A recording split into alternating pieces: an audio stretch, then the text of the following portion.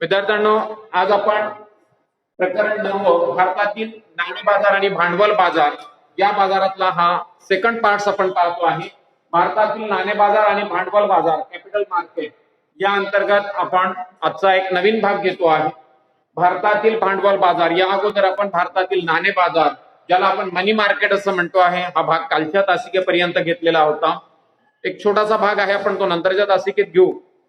परंतु आज आपण भारतातील भांडवल बाजार कॅपिटल मार्केट कशाला म्हणतात तो भाग आपण घेणार आहोत. आणि हा प्रकरणाचा शेवटचा भाग आहे. म्हणजे याच्यानंतर 2 पार्ट्स आपल्या जवळ राहतील, तेवढे 2 पार्ट्स घ्यायचे आहेत. आणि हा प्रकरणाचा शेवटचा भाग आहे भारतातील भांडवल बाजार. नाणे बाजार यामध्ये बराच सारा मोठा पार्ट्स आपल्याला दिलेला होता. भांडवल बाजारामध्ये मात्र फार मोठा भाग नाही आहे, शॉर्ट मध्ये आहे. परंतु तरीही आपल्याला ती माहिती असायला पाहिजे, पेपरच्या दृष्टीने माहिती असायला पाहिजे. आणि म्हणून आज आपण भारतातील भांडवल बाजार कॅपिटल मार्केट इन इंडिया, भारतातील भांडवल बाजार त्याचा अर्थ काय आहे आपण अर्थ या ठिकाणी घेतलेला होता. आपण अर्थ पाहतो आहे या ठिकाणी. भारतातील भांडवल बाजार यामध्ये अर्थ देशातील व देशाबाहेरील, म्हणजे आपल्या देशातील आणि आपल्या देशाच्या बाहेरील एकत्रित समभाग इक्विटी शेअर्स आणि कर्ज अशा दोन्ही दीर्घ मुदतीच्या निधींची ही बाजारपेठ आहे. म्हणजे इक्विटी शेअर्स जे बाजारात शेअर्स विकल्या जातात विविध कंपन्यांचे, आणि भारतातील आणि भारताच्या बाहेरील म्हणजे आपल्या देशातील आणि देशाबाहेरील एकत्रित समभाग म्हणजे इक्विटी शेअर जे विकल्या गेलेल्या विविध कंपन्यांचे आहे, मोठमोठ्या कंपन्यांचे आहे, सरकारचे आहे, विदेशी सरकारचे आहेत. देशातील व देशाबाहेरील एकत्रित समभाग आणि कर्ज म्हणजे ते देशातील कर्ज आणि विदेशातील कर्ज अशा दोन्हीही दीर्घ मुदतीच्या निधींची ही बाजारपेठ आहे. म्हणजे भारतातील भांडवल बाजार याचा अर्थ असा आहे की दीर्घ मुदतीचं कर्ज उभारणी करायची आहे तर ते कोणत्या माध्यमातून, तर देशातील ज्या काही संस्था आहेत त्यांच्या माध्यमातून आणि विदेशातील संस्थेच्या माध्यमातून इक्विटी शेअर्सची विक्री करून आणि कर्जाची उभारणी करून निधीची उभारणी केली जाते आहे. यालाच भारतातील भांडवल बाजार असं म्हणत आहे. म्हणजे भारतातील भांडवल बाजार म्हणजे काय, तर देशातील आणि देशाबाहेरील एकत्रित समभाग आणि कर्ज या माध्यमामधून किंवा अशा दोन्ही माध्यमामधून दीर्घ मुदतीच्या निधीची जी उभारणी करणारी जी बाजारपेठ आहे त्या बाजारपेठेला आपण भारतातील भांडवल बाजार असं म्हणतो आहे. हे भारतातील भांडवल बाजार म्हणजे आपल्याला आपल्या देशाला लागणारा दीर्घ मुदतीचा कर्ज पुरवठा म्हणा किंवा दीर्घ मुदतीची निधी पैसा जो पाहिजे आहे दीर्घ मुदतीसाठी 5 वर्षापासून तर 25 वर्षापर्यंत देशाच्या आर्थिक विकासासाठी जो पैशाची गरज आहे या पैशाच्या गरजेची उभारणी करण्याचं काम देशातून आणि देशाबाहेरील जे एकत्रित समभाग आहेत, इक्विटी शेअर्स आहेत त्याची विक्री आणि प्लस कर्जाची उभारणी या माध्यमामधून या निधीची उभारणी करणारी बाजारपेठ म्हणजे भारतातील भांडवल बाजार होय. दुसरा घटक आपण यामध्येच बघतो आहे वित्तीय प्रणालीचा म्हणजे फायनान्शियल सिस्टम. देशाची जी भारतातील फायनान्शियल सिस्टम आहे या वित्तीय प्रणालीचा हा एक महत्वाचा भाग आहे, हा एक महत्वाचा घटक आहे. भारतातील भांडवल बाजार हा भारताच्या इंडस्ट्रियल जी सिस्टम आहे किंवा फायनान्स सिस्टम आहे या सिस्टमचा हा एक महत्वाचा भाग आहे किंवा महत्वाचा घटक आहे.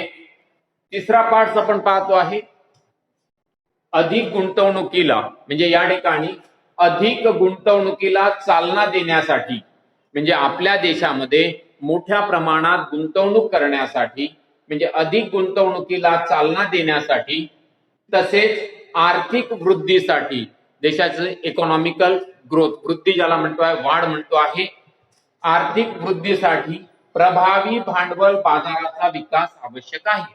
म्हणजेच याचा अर्थ भांडवल बाजाराचं डेव्हलपमेंट झालं असेल तर हे 2 घटक होऊ शकतात. कोणते, अधिक गुंतवणुकीला चालना मिळते आहे तसेच आर्थिक वृद्धी, देशाची आर्थिक वृद्धी होऊ शकते आहे.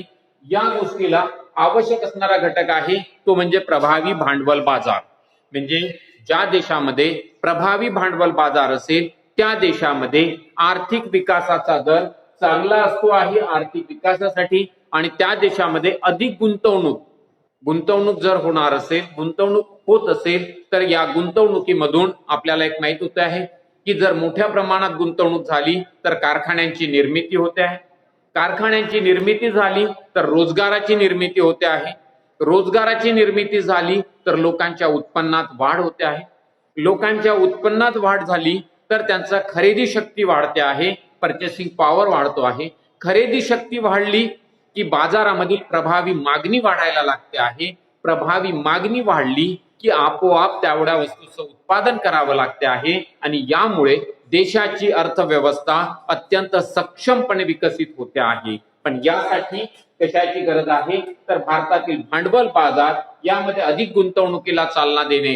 म्हणजे भारताच्या बाजारामध्ये आपल्या देशातील लोकांनी गुंतवणूक करायला पाहिजे, त्याचबरोबर विदेशातील लोकांनी गुंतवणूक करायला पाहिजे, यासाठी चालना देणे, म्हणजे अधिक गुंतवणुकीला चालना देण्यासाठी तसेच आर्थिक वृद्धीसाठी प्रभावी भांडवल बाजाराचा विकास आवश्यक आहे. म्हणजे प्रभावी भांडवल जर बाजार असेल तर आपल्याला आर्थिक वृद्धी शक्य आहे आणि भारतामध्ये मोठ्या प्रमाणात विदेशी गुंतवणूक होणे सुद्धा शक्य आहे. तर यासाठी भांडवल बाजाराची गरज पडते आहे. त्यानंतर दीर्घकालीन निधीची मागणी.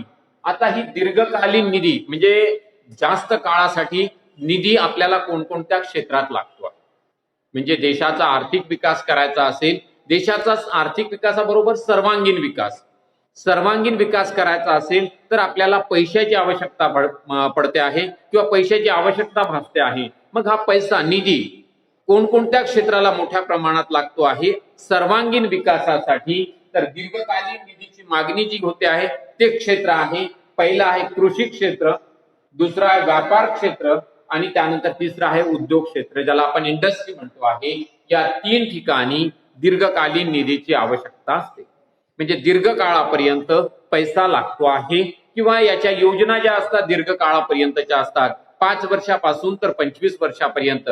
म्हणजे याचा अर्थ कृषीचा विकास करायचा असेल तर दीर्घकाळ लागतो आहे, व्यापार असेल आणि उद्योग असेल याला सुद्धा दीर्घकाळ लागतो आहे. आणि म्हणून भांडवल संरचना विचारात घेताना भारतातील भांडवल बाजार कशासाठी आपल्याला विकास करण्यासाठी तर कृषीचा विकास, व्यापाराचा विकास आणि उद्योगाचा विकास करण्यासाठी दीर्घकालीन निधीची आवश्यकता भासते आहे.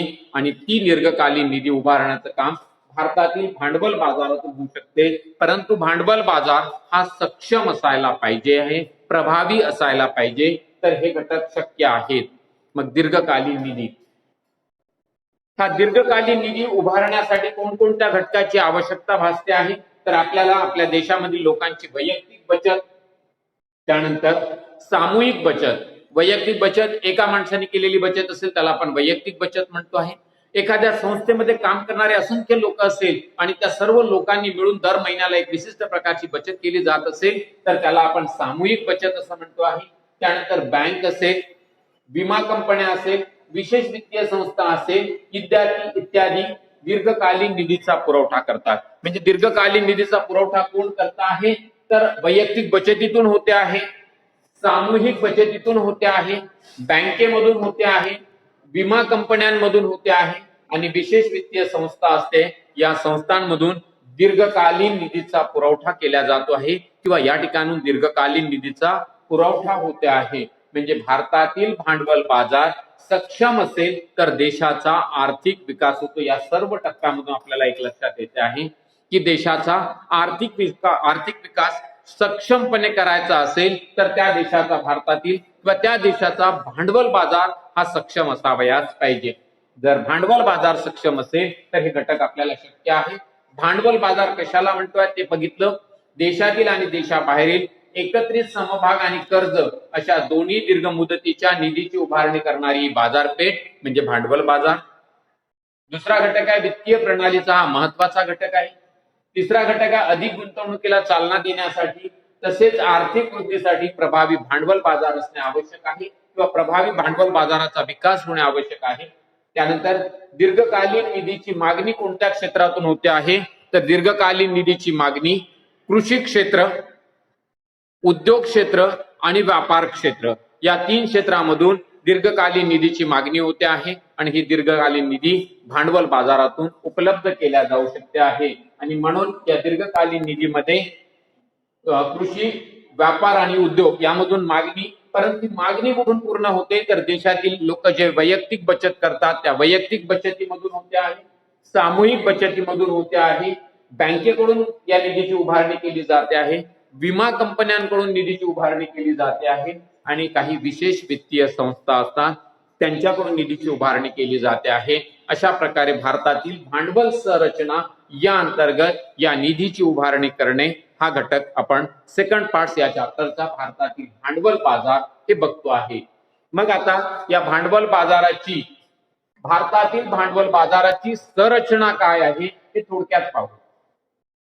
भारतातील भांडवल बाजाराची संरचना याची म्हणजे कसा हा घटक भारतातील भांडवल बाजार कसा इस्टॅब्लिश होतो आहे त्याचा भाग, त्यामध्ये कोणत्या घटकांचा समावेश होतो तर भारतातील भांडवल बाजाराच्या संरचनेमध्ये सरकारी रोखे, गव्हर्नमेंट सिक्युरिटीज किंवा गव्हर्नमेंट बॉन्ड्स म्हणतो आहे, औद्योगिक रोखे बाजार यांचा समावेश होतो आहे, विकास वित्तीय संस्था, डेव्हलपमेंट फायनान्स कॉर्पोरेशन किंवा डेव्हलपमेंट फायनान्स इन्स्टिट्यूट यांचा समावेश होतो आणि वित्तीय मध्यस्थ, वित्तीय फायनान्शियल मेडिएटर्स यांचा संबंध म्हणजे 1, 2, 3 आणि 4 या 4 घटकांच्या आधारावर भारतातील भांडवल संरचना किंवा भारतातील भांडवल बाजार संरचना अवलंबून आहे.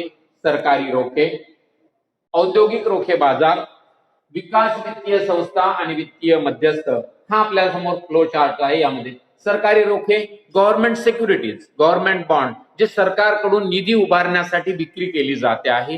हे निधीचे बॉन्ड जे असतात सरकारी रोखे किंवा गव्हर्नमेंट बॉन्ड्स असतात हे सामान्य लोक खरेदी करत आहेत, जनरल पब्लिक खरेदी करतो आहे, बँक खरेदी करत आहेत किंवा मोठ्या वित्तीय संस्था असतात ते सुद्धा खरेदी करतात आणि त्यांनी खरेदी केल्यामुळे त्यांच्याजवळचा पैसा सरकारकडे जातो आहे आणि सरकारला एखाद्या आर्थिक विकासाच्या कामासाठी या पैशाचा वापर करता येतो आहे आणि म्हणून हे सरकारी रोखे. औद्योगिक रोखे बाजार यामध्ये नवीन बाजार आणि जुने बाजार म्हणजे जे औद्योगिक नवीन बाजार म्हणजे ज्या नव्याने कंपन्या स्थापन होणार आहे, ज्या नव्याने स्थापन झालेल्या कंपन्या आपलं भाग भांडवल आणि शेअर्स विकणार आहे, रोखे विकणार आहे, कर्ज रोखे विकणार आहेत आणि म्हणून हा नवीन बाजार आणि जुने बाजार ज्या ऑलरेडी कंपन्या इस्टॅब्लिश आहेत परंतु त्या सुद्धा आपल्या विकासासाठी किंवा आपले युनिट वाढविण्यासाठी नव्याने पुन्हा शेअर्सची विक्री करता आहेत, कर्ज रोख्यांची विक्री करता आहेत. औद्योगिक म्हणजे इंडस्ट्रीयल कंपन्या ज्या आहेत त्या नवीन स्थापन होणे, त्यातून कर्ज रोख्यांची विक्री होणे आणि जुने बाजार असेल म्हणजे जे ऑलरेडी आहेत परंतु त्या नव्याने पुन्हा आपल्या कर्ज रोख्यांची विक्री करता आहेत किंवा शेअर्सची विक्री करता आहे किंवा बॉन्डची विक्री करता आहे तर त्याला जुने बाजार असं म्हणतो आहे. औद्योगिक रोखे बाजार 2 भागामध्ये. तिसरा घटक विकास वित्तीय संस्था, डेव्हलपमेंट वित्तीय finance institute, development finance institute या अंतर्गत चार्ट मध्ये दिलेले आहे. IFCI, ICICI, SFCS, IDBI, IIBI आणि UTI या सर्व वित्तीय संस्था आहेत. Industrial finance corporation of India IFCI ही आहे. ICICI ही बँक आहे, पूर्वी ही वित्तीय संस्था होती, याचा आता बँकेत रूपांतर झालं. ICICI बँक तुम्हाला सर्वांना माहित असेल. ICICI बँक आहे ही विकास वित्तीय संस्थेच्या अंतर्गत येतो आहे. Industrial finance corporation of India भारतीय औद्योगिक विकास संस्था, फायनान्स कॉर्पोरेशन हे आहे IFCI ही एक आहे. SFCS म्हणजे याला स्टेट फायनान्स सिक्युरिटीज ज्याला म्हणतात ती एक संस्था आहे. IDBI industrial development bank of India, industrial औद्योगिक विकास, industrial development bank of India, industrial औद्योगिक विकास बँक, भारतातील औद्योगिक विकास बँक. त्यानंतर ही IIBI ही जी बँक आहे IIBI मध्ये ज्या घटकांचा समावेश होतो आहे ती आहे